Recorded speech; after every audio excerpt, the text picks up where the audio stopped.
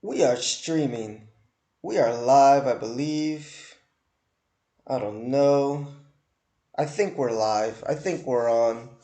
I'm figuring out this OBS. My Star Trek review of Lower Decks turned out alright, vocal wise, so I hope that we have the same audio quality here. It's so good to see you guys. Sunday night is Lovecraft night, guys. It is Lovecraft night.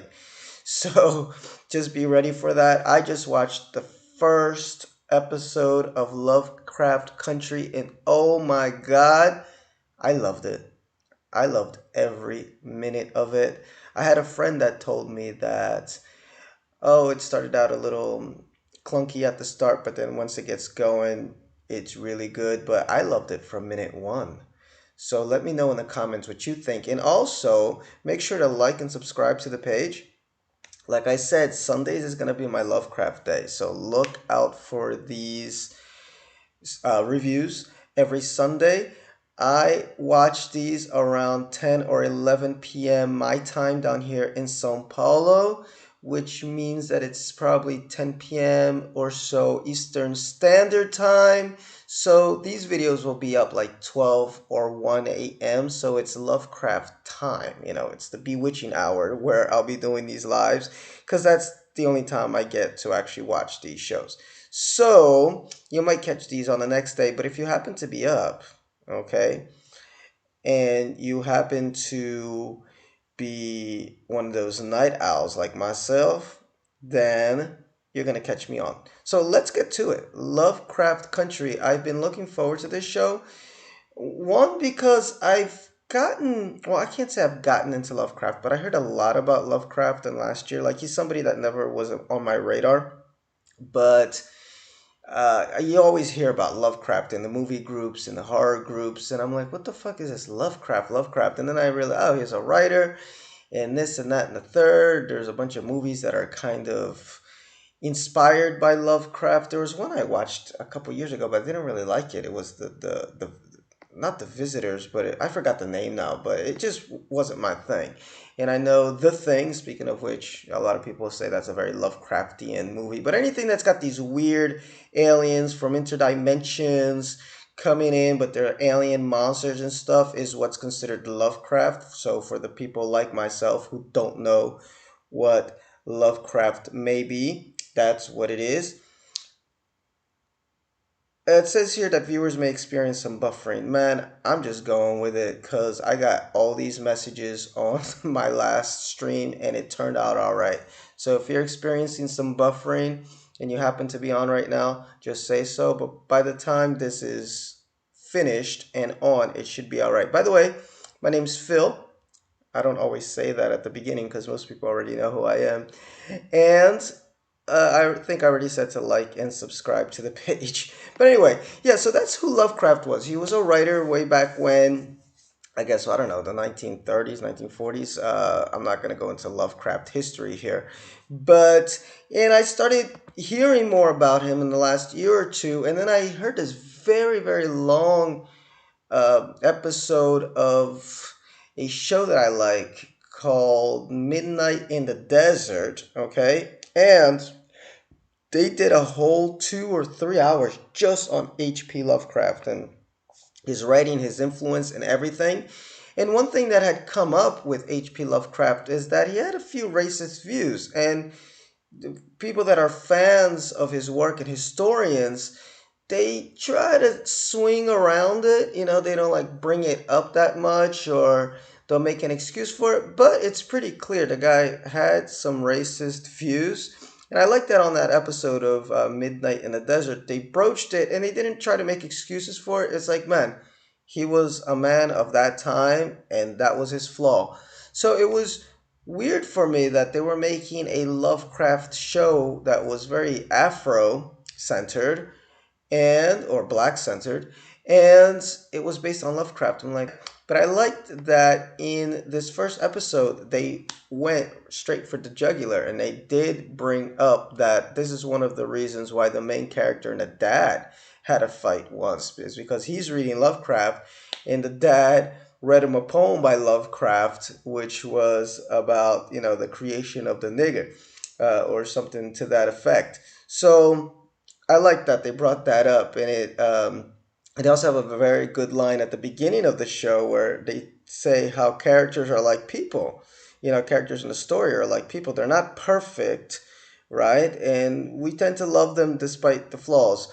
But the person that this was said to say, yeah, but those flaws are still there. So anyway, that's out of the way. Yes, H.P. Lovecraft, from everything that I've seen, had some definitely racist views, but he was also an extremely creative and imaginative writer that's influenced pretty much everything. Even if you have never read any of his work, and I haven't, seen I've seen visual, like audiobook type things with like visual representations, which is really nice, but not wasn't really my style. Not something I was really into. I think I'm much more of an Edgar Allan Poe type. I like the character driven psychological terror more than the monster coming out of the forest terror. But anyway, that the preamble was out of the way. So this show is definitely hot, people. It is hot. And what is it? What's the premise of it? Okay. Well, it's set in the 1950s. We got this guy named Atticus, which everybody calls Tick, right? He is going back home to Chicago to see, well, not to see his dad, but to find out what happened to his dad because his dad disappeared. And his uncle George, which I loved very much. I love the whole family, the Uncle George and his aunts and everything. Let me get these people's names here because I am terrible with names. So we got Jonathan Majors is playing Atticus Freeman, which is the main character, and his uncle is played by Courtney B. Vance, which is just an amazing actor. Very warm, very likable, very charismatic, but understated at the same time. Like he's the uncle we all we wish we had, or even the dad, and as we'll get into in a little bit. His wife is great too, played by Anjani Ellis. That's Hippolyta Freeman. She's a stargazer.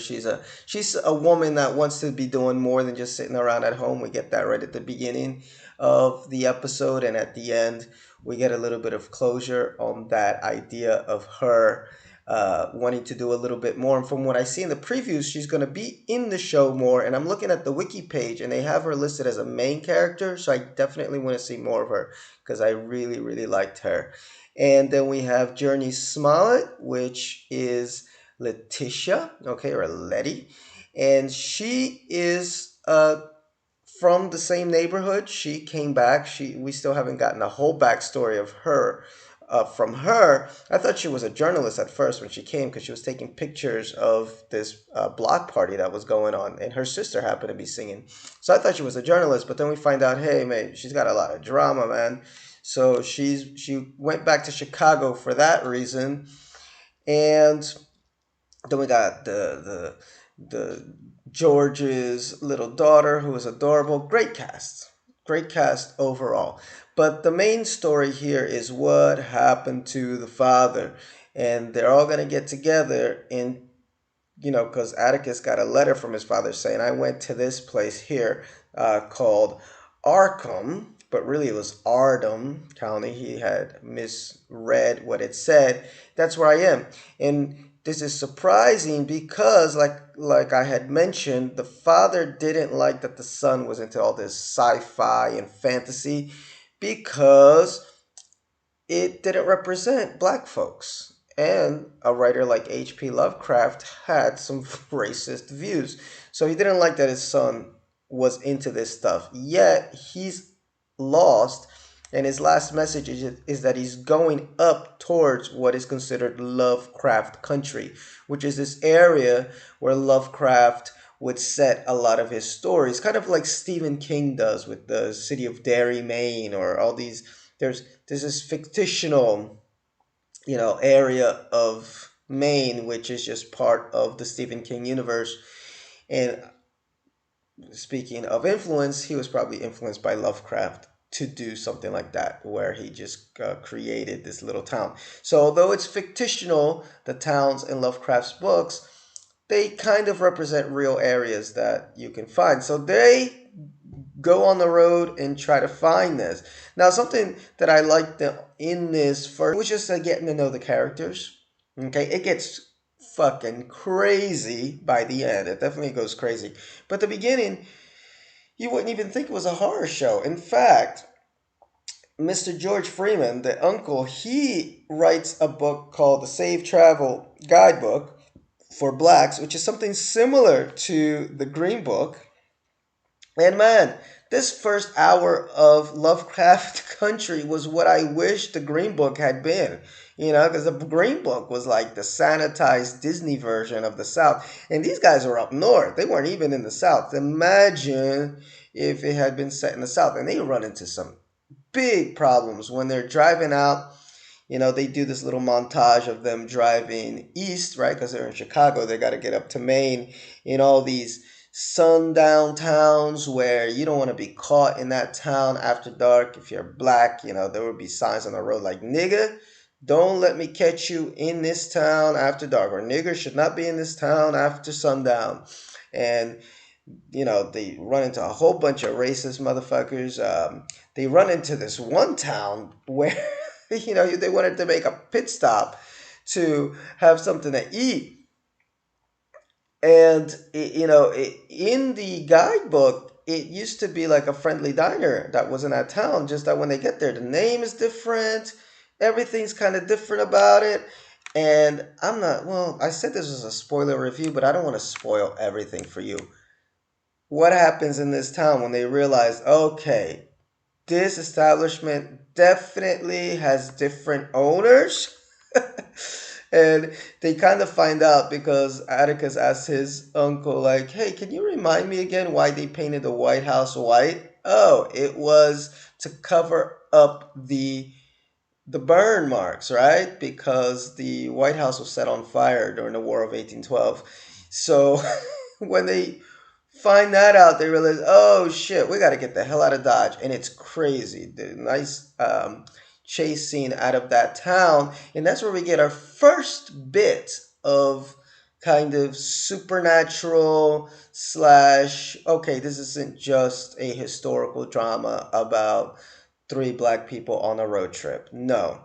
It's, you know, because this real beautiful silver car, as they're being chased out of town, the silver car kind of gets in between the guys that are chasing them and them, and then it kind of turns on its side, stops in the middle of the road. The other car flips over it, but the other car doesn't actually hit the silver car, and that's where you realize, oh, okay, we're watching something a little freaky, something a little bit different, which is nice that they added that in.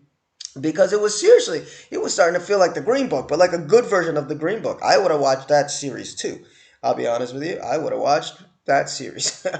but but that being said, that's the main premise. Okay, now let's actually just break down what is so good about this show. Well, no, I'll give it. Oh, should I give the one criticism? I had one criticism of it. And the one criticism is I didn't like this one scene. I only noticed it in one scene. Maybe I don't know, maybe I had something playing in the background and it connected to the stream that I was watching this on.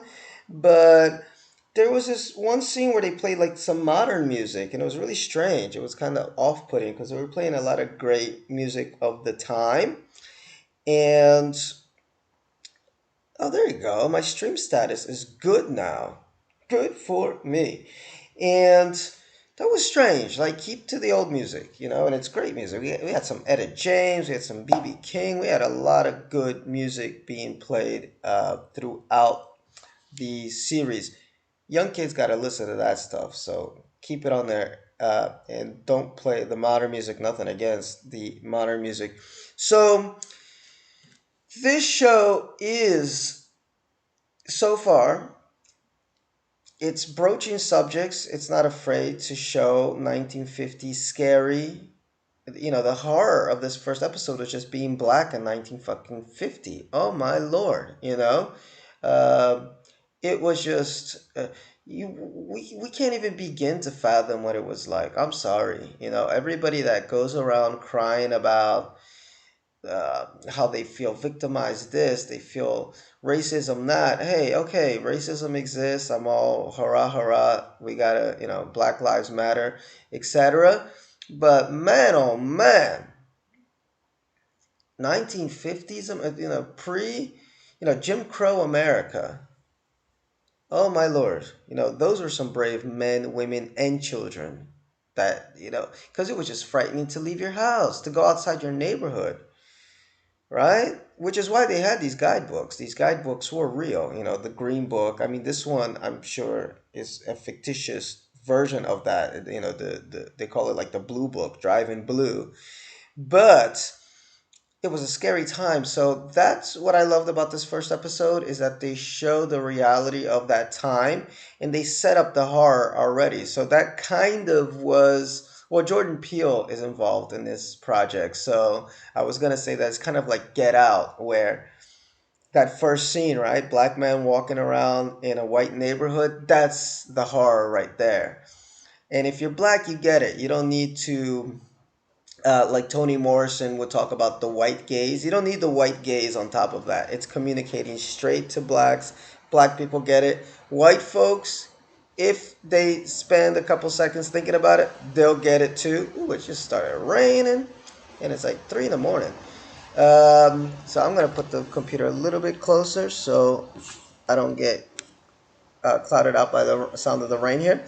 Um, but the I lost my train of thought now. Yeah. So Toni Morrison talks about the white gaze, where sometimes in literature or even in movies, they need a white person to explain what that black person is going through or is experiencing in any way, shape, or form. And she would do her best, and I think she accomplished it, to not cut through that. If you're black, you know what I'm saying. I don't need to explain it further for the others, right? And this show did that. It didn't have to explain things for others. Get Out did that. The most horrific scenes of that movie, the most terrifying for me, is the opening scene of the black guy walking down the sidewalk, and the end when the boy does escape and then the police sirens come. You have flashbacks of Night of the Living Dead and flashbacks of real life for the last, however long you've been alive in America and black. So we don't need extra explanation for that. But white people can get it too, right? If they want to. So I like that this show depicted that horror. And it was scary. And it was even more frightening than when the monsters do come. And the monsters do come. Oh my goodness, the monsters do come. So that's wonderful. I hope it continues with that. I don't know. Based on the previews, I think it's going to start getting more supernatural, but I'm not sure. I purposely have not been reading much on this show because I want to be surprised. I want it to be just a blank page and let me go for a ride and let me see how good this can get. From this first episode, it's got a lot going for it. Great actors. This trio right here, which if you're looking at the screen, you'll see the three of them, and they're very bloody. Okay. Um, this trio is they're great. They're just absolutely great. Great actors. I love Letty. And I love that they used her character to show how George was a bit sexist because he wouldn't let his wife ever go with him on any of these trips. Although, man, considering what he's been through in his last one, I don't think I'd want my wife going too. And it's nothing sexist. It's just because, I care about you and I kind of want you alive. Because my, oh my. But when they're escaping that town with the where they stopped at the diner, and forgive me, I forgot the name of the town. I should have written it down. I wrote down a bunch of notes, but I forgot to write that one down. But when they're leaving that town, She's the one that gets in the car and she drives off and she's driving crazy and doing all these turns and everything. And George is like, slow down. And she's like, slow down, girl. And she's like, my name's not girl, it's Letitia. The fucking. That was a great scene. Oh my god. What did she say? What's her full name? She says, my name is Letitia fucking Lewis, right? And I'm the one that's driving right now, so shut the fuck up, pretty much. And he got the message. He was like, yo, the girls can do it too, right? The girls. Who ruled the world, right? Uh, but anyway, yes. So she was great. She showed a little bit of that side of. She's part of this story too, and oh my god, I'm gathering my guys because I just finished watching this. Like no more than, well, now it's 20 minutes, but before I started this stream, it was no more than like 10 minutes before, and I was so into this, so into it. I put it even in my notes. Fucking lord, that was good. But anyway, let's get to the nitty gritty because this is Lovecraft Country, right? So when they finally get up to this place called Devon County in Massachusetts, where this Arkham, not Arkham, because Arkham, I think, was the name of the publishing house, Arkham Publishing, that they had a book by Lovecraft that was written and published by this publishing house, and it was the area where a lot of his stories took place, but they're like, no, it's not exactly the same name. It's a little bit different. But they're going there. When they get there, they find out there's like nothing there, just woods and woods and woods and woods. It's like, they're like, where did their father go? Or Atticus' father go? He went to nowhere, apparently. But when they're there, they meet up with this very racist sheriff, and on the way, they had made a pit stop at Lita's brother's house, who kind of helped figure out a little bit about the area. He went to the county registry and this and that to try to find out where this town was. And he was like, be careful, man, because people go missing in this town, especially after a certain hour. And that scene was intense, where they stopped by the side of the road because they were just driving up and down trying to find this road that led to our dome. And a cop stops them. And again, it's one of those things like, you don't need to tell me, right? We all know that's horror, right? That's where the horror starts, where the cop stops. And cop's a real asshole, and he tells him, yo, you got to get out of this town before sundown. And they just make it out of town, but on the other side of the tracks, there's more cops waiting for them. So it's like, shit, that's where it gets real intense. They take them out into the forest, and you get this sense that they're either going to be lynched or they're going to be shot to death, and then you start to hear the creatures in the forest. All this shit going on. And that's where we get our Lovecraft beasts, man. They come out of the forest and just start tearing into motherfuckers. They start tearing into motherfuckers. And it's gory. It's very CGI. I thought some of the special effects could have been better. Not gonna lie, like it very much looks like CGI blood and stuff like that. But it went deep in. Like you just saw somebody he was there, and then half of him was there because that the creature just like bit off half of his body, and he's like these multi-eyed creatures, that look like these kind of blobbish. A blob mixed with like a salamander with like 100 eyes. These terrifying Lovecraftian creations. Again, Lovecraft influences everywhere. Look, if you don't know who Lovecraft is, just Google Lovecraft monsters and you're going to see a whole bunch of monsters. If anybody's into the Alien series, the face crawler alien has a kind of a Lovecraft feel to it. Or if you liked Stranger Things, the Upside Down has a bit of a Lovecraft feel to it. So Lovecraft is everywhere. Okay, so I guess love the art, not the man. I don't know. That's up to you how you feel about that.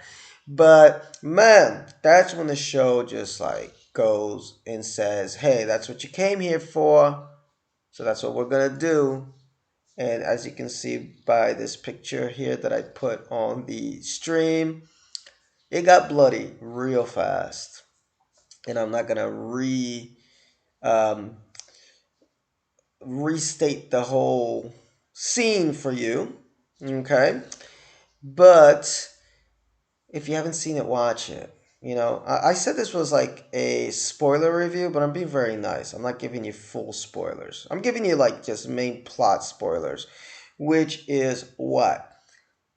They do survive, obviously, right? They're the main characters. You'd hope they survive. And then they finally reach this, they find this town. Not explain exactly how they find it, but they do find it. And there's a big mansion there, and the door opens.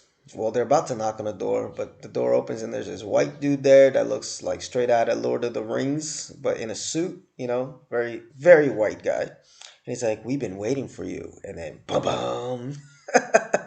And it's like, what did I just watch? Well, I think I just watched a show that I'm gonna be into, man. This is like right up my alley. This type of stuff I like. It's character driven. It's got the monsters in there. Yeah, it's great. I like me some monsters too, but I need my characters to be like hot, man. I need to care about them. I need to see that they're not perfect. Atticus is definitely not perfect. He's very um impulsive. I mean, he's ex-army, so he's got this righteousness streak in him, but at the same time you get that he's immature and he's hurt because him and his dad didn't have a good relationship, right? He left Chicago because of his dad, went into the army, but he's back now because of his dad, because his dad has disappeared. His dad's always hitting the bottle. So you can see that he's really hurt about this relationship that he has or doesn't have with his father. And there's a scene that he has with his uncle that feels like it kind of went too strong, like came out of nowhere, where he was asking his uncle like, why couldn't my dad come out be like you, right? Because you both grew up in the same house, and you're like, trying to say you're a great guy. He wasn't, and the uncle's like, well, he was the littlest. I should have taken care of him more. And then Atticus is like, well, I was the littlest too. Why didn't you take care of me? And fuck this and that and the third. And it's like that kind of came out of nowhere because they had such a warm relationship leading up to that scene. I mean, I got the importance of the scene, but it came on a little bit too strong, like just out of nowhere, right? Where all of a sudden he's just angry at his uncle. Like his uncle's like seems like the nicest dude ever. Like that's the family that I would have. Well, that's terrible to say because I love my family. But had I been growing up in 1950s segregated America, that's the family I would have wanted to be in right there. Uncle George and Hippolyta. Okay, that was the family, and their little daughter is adorable. Oh my God, she is a cutie pie, and she's a comic book artist in the making, which is really nice. She's a comic book artist in the making, and she is super smart. And what was I gonna say? Oh, she was making a comic book which was called Panther Man, which I thought was such a cool. I don't know if it was a shout out, Easter egg, whatever it is, because it made you think. Like, imagine how much wonderful stuff Black people could have created in the sci-fi, fantasy, comic book, whatever arena if they weren't just fighting for their fucking lives, right? And they just had to, we had to deal with literature about survival in reality and they even have a bit in the montage of them traveling where it was just a speech by James Baldwin. You know, we had James Baldwin. We didn't have the privilege of being able to have a what's my man from Marvel, Sam. Oh my God, I'm going crazy. It's late. My man, y'all gonna kill me, right? Cause Sam Lee, is that his name?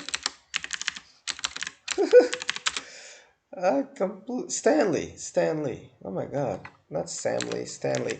Yeah, you can all take geek points away from me for just drawing a complete blank. Cause I'm so in Lovecraft Country right now. I'm so in like this world. Stanley just wasn't coming in at the moment, but yeah, we didn't have the privilege of being able to be Stan Lee's, right? In that time. And by the way, if anybody here is a fan of Star Trek or even a great episode, I'm going to do a little aside here. Uh, uh, Far Beyond the Stars, okay? It's an episode of Star Trek Deep Space Nine, the 137th episode of season 6.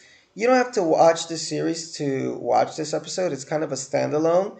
But in the episode, Cisco, which is the black captain that everybody loves and adores, um, he goes back in time. Like, I forgot now because I haven't seen it in a long time. So I forgot how he gets to be in the back in 1950s. But it's set in 1950s, and it's about this black writer who's trying to write this short story about the in the far future. There's this star base or space station, and there's a black commander, and he's pretty much writing Deep Space Nine in the 1950s. But his publisher won't let him publish it because it's like nobody's gonna read that. And that's all I'll tell you about the episode. It'll probably make you cry. It's fucking wonderful. So I like that those little touches with the daughter because you can see she's a creative type, and but her creativity can only take her so far, right? Because it's 1950s segregated America, and it's so sad. So sad to think of how many creative minds outside of what we already got, which is a lot, right? But within designated fields, music, music, movies, somewhat, but not really, but mainly music, right? And then when they started desegregating some sports, but literature, of course, yeah, literature, poetry, but yeah, it's such a shame. It's such a shame. So I like that they did that. Although, little thing with the daughter is that she may have some prognostication abilities. So watch for that.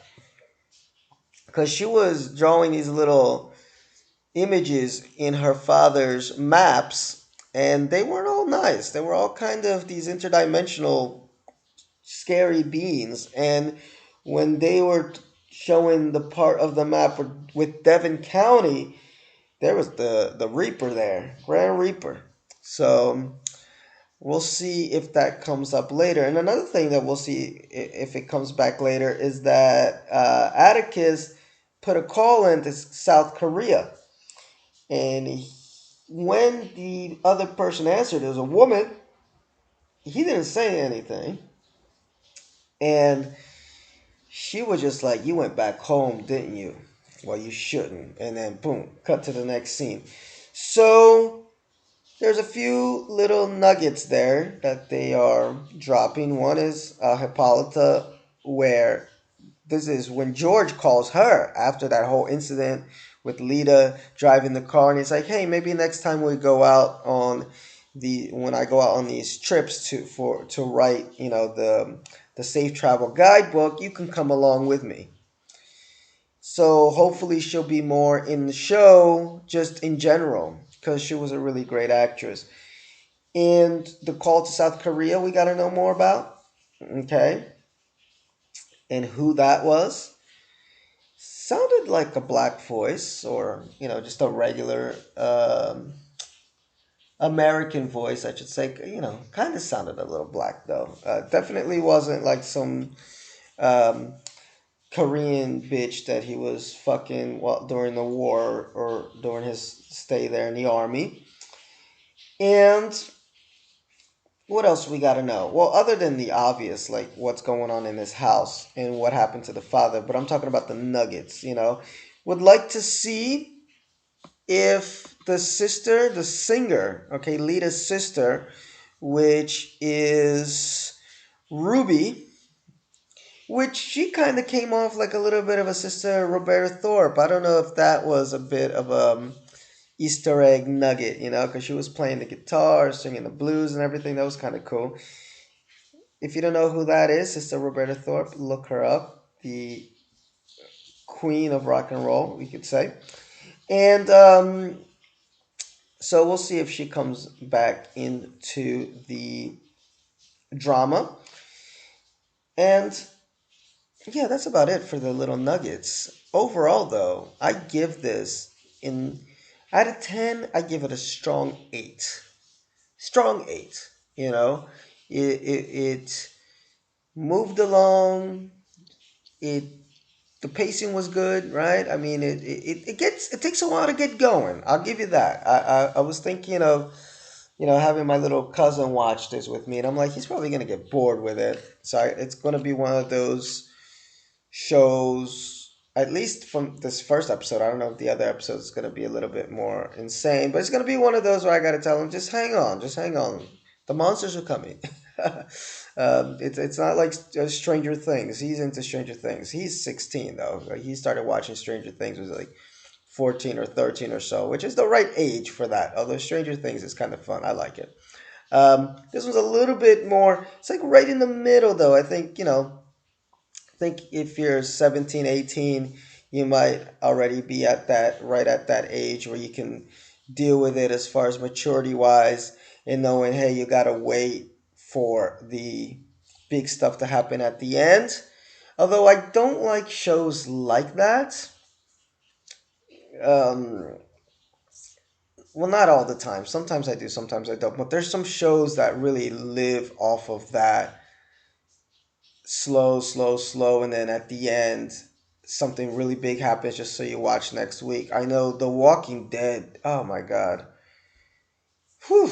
Which you notice, I stopped doing Walking Dead podcasts a while ago, even though I really liked season 8 a lot. But it just got to that point where it's just annoying. It's not enough. It wasn't good enough for me to want to spend extra time after watching it to actually do a review.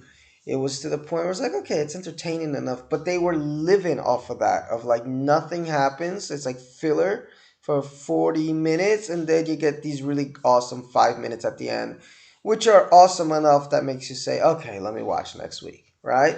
Lost sometimes would get into that, although I'll give Lost more credit because they did know how to keep that a level of tension up throughout the episode, which is important. So I hope this show doesn't get into this rhythm of like slow character, unless it's like really, really, really like it's got to keep that level of writing top notch.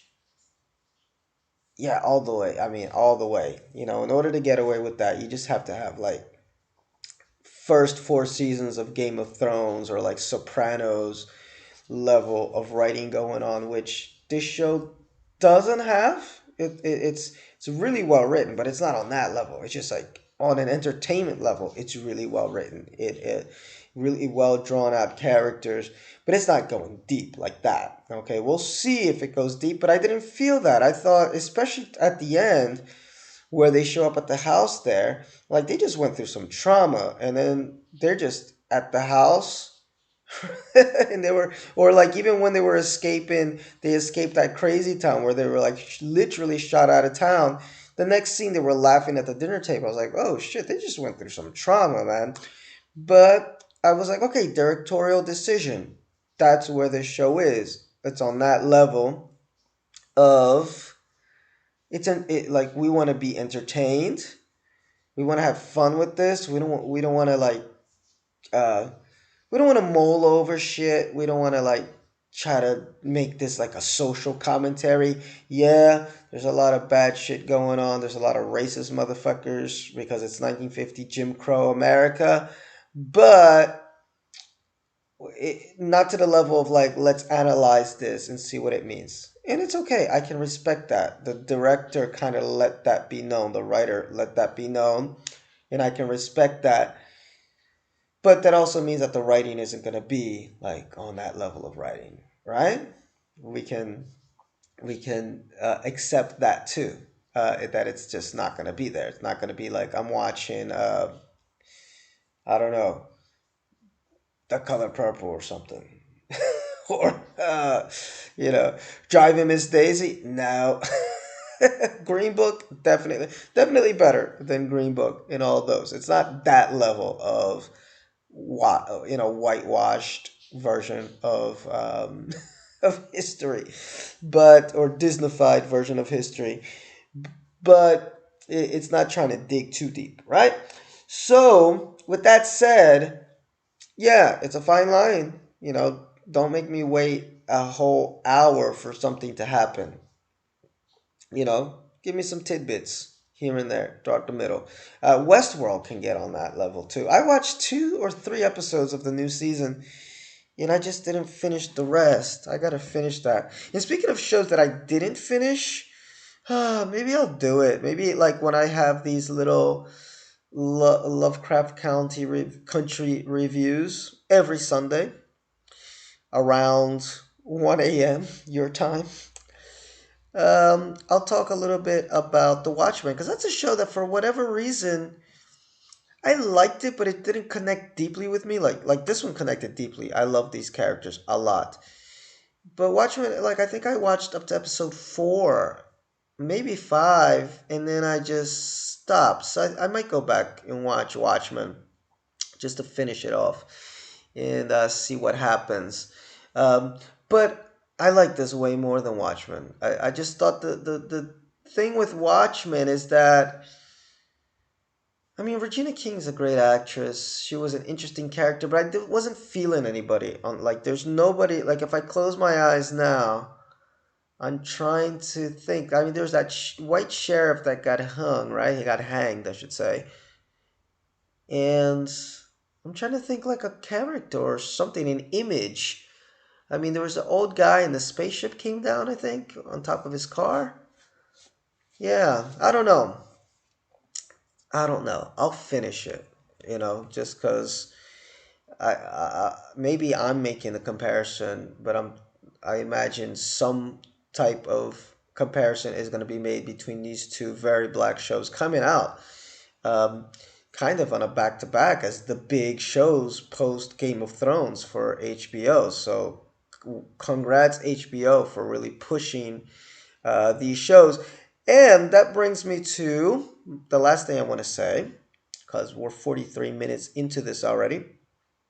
In that every Monday, I get on here with my friend Peter Baird, and we talk movies, we talk TV shows, we talk anything that we've watched in that one week, from Monday to Monday.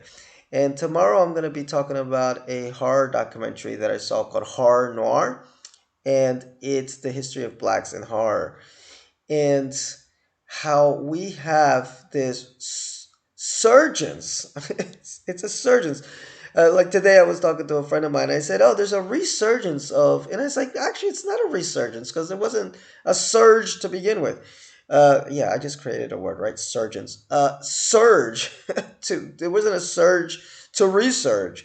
So the it's really cool to see this surge of black centered sci-fi fantasy, the Star Trek Discovery, with Shaniqua, or is it Soniqua? I'm not a huge fan of hers, but great to see her in Star Trek Discovery as the lead, a black woman lead. This show has got a nice mixed cast of male and female, strong male and female characters. but it's black led. The Watchmen obviously was a black led show, and it was very black issued show. It's cool. It's wonderful, but it took a while to get there, and we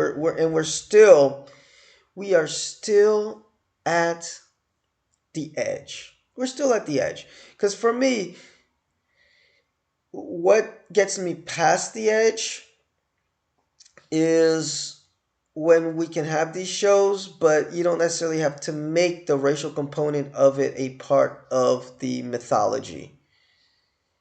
I love that it is. Don't get me wrong. I love that it is. But when we get to the point where it's just a black, you know, detective in the 24th century, whatever. It just he happens to be black, okay? Or it's a couple of black kids in the suburbs, whatever, and then the aliens come down like that J.J. Abrams movie. It's the one of the few that I like where the alien comes down. I Oh shit, you know how I am with this. I gotta find out. What's that J.J. Abrams movie? It's kids and UFOs. It's a cute movie if you Super 8. If you haven't seen it, I think you like it. But it's such a here Steven Spielberg, let me suck your dick type of movie. Oh my fucking lord. But it's good. It's actually, because JJ is a frustrating movie maker for me. I don't want to get into JJ. Anyway, and was I dreaming or is his name attached to this? I don't think so. I think I was watching something else before and his name just flashed across the screen. Oh no, J.J. Abrams definitely is involved in this. So I won't talk too much shit about J.J. Abrams. And Lindelof over with The Watchmen, yeah. So our Lost boys are still doing their thing many years after. And I love Lost, man. But anyway, when we get to that point, then it's like the point, in case you missed it, because I went off on a little side rant, is that when they just happen to be black.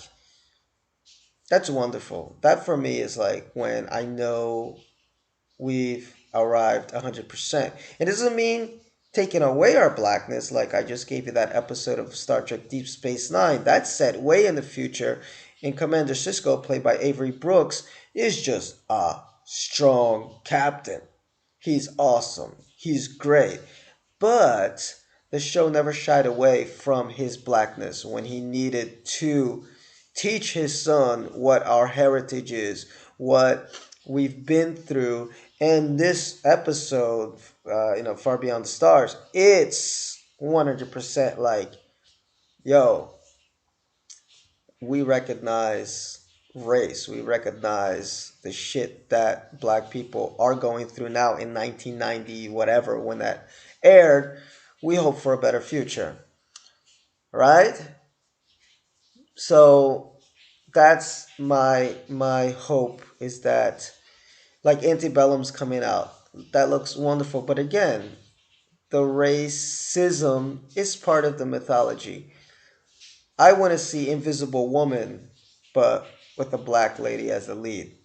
That's, exactly the same plot. Like nothing changes. Just black lady in the lead, right? Or I'm going to give one more little bit of a propaganda here, because on the channel, I rank movies with my friend Pete too. We just did a Star Wars ranking. Next up is Alien. Alien versus Predator. The first one. You can hate on it all you want. I think it's an enjoyable little flick.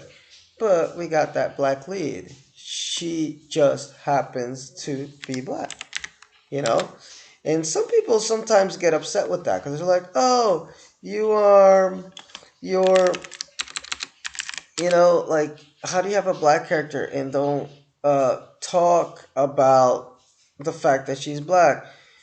Well, yeah, do I need to? She fucking kicks ass. She becomes part of the alien family. Okay, this is Sana Latan as Alexa. Okay, she just kicks ass. Like I don't need more from that character other than that. Other than the fact that she's absolutely great in that movie and she kicks fucking butt. I don't need her to have like a 5 minute scene where her and the alien are exchanging how they're really misrepresented in society and misunderstood, and they fought a long, hard battle to get where they are. What? So that's just my view. You can agree or disagree with me in the comments. So, guys, I've gone on for 50 minutes. It's a long time, but I thought that this was a great show. I can't wait for more. I'll definitely be here next week, next Sunday, same time, same place. Don't forget to like and subscribe to the channel. Please check me out on Monday nights. It should be between, I say between because it depends what time we get out of work. But between 9 and 10 p.m. Eastern Standard Time, because I'm here in Brazil and either I get on at 10 or 11 with my friend P. So we're about an hour ahead of New York, depending on the time of the year. Right now, we only got an hour's difference. So check that out on Monday nights. If you happen to like Star Trek, Thursdays, I'm on talking about Lower Decks, which is a cute show. So that's up there. That's on the channel now, the review for Lower Decks, episode 1 and 2. I was on vacation for a little bit, but on Fridays, I should begin re uploading some Brazil expat journals because I am in Brazil. But if you want to see some of the past Brazilian life, check that out. That's on the playlist the Brazil Expat Journal. We got the ranking movies, which come out sporadically, because they take a little bit longer because we have to actually watch the movie. So usually once every other month or so. Okay, we'll have that. And Aliens is our next one, but we've got Star Wars, we've got Rambo, we've got Predator, Halloween, Friday the 13th, and Nightmare on Elm Street. And the sound quality gets progressively better, guys. So as I've learned how to do these podcasts a little bit better. But they're all good. They're all enjoyable. And not because of me, it's because of the people that I work with. I've had really great co-hosts. I love working with people more than just by myself. And I got music. So if you dig music, check out my music on the playlist. And that's it. Thank you all for watching, and until next time.